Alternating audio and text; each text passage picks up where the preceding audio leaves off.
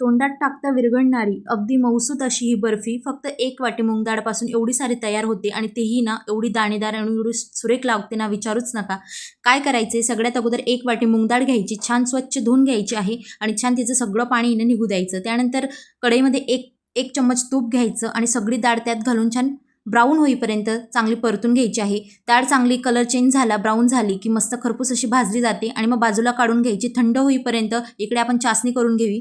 चासणीसाठी 1 वाटी साखर आणि अर्धा वाटी पाणी हे प्रमाण आहे. ज्या वाटीने आपण डाळ घेतली तेवढंच आपल्याला साखर घ्यायची आहे. 1 तारची चासणी होईपर्यंत आपल्याला पाक उकडून घ्यायचा आहे आणि गॅस बंद करून द्यायचा. इकडे कढईमध्ये ना 3 पळी एवढं तूप घेतलेलं आहे आणि जे मूग डाळ आपण पिसून घेतलेलं आहे ते सगळं मिक्सचर यात टाकून छान भाजून घ्यायचं आहे.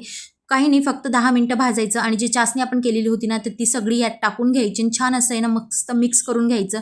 2 ते 3 मिनिटं मिक्स झाल्यानंतर एका डब्याला तूप लावा किंवा बटर पेपर टाका आणि छान सगळं मिश्रण टाकून कमीत कमी अर्धा तास आहे ना फ्रीजमध्ये सेट होऊ द्या आणि अर्धा तासानंतर छान मिठाई तयार आहे आपली, एकदम स्वादिष्ट आणि चविष्ट. व्हिडिओ आवडला असेल तर लाईक करा, शेअर करा आणि कमेंट करा. Thank you for watching. बाय.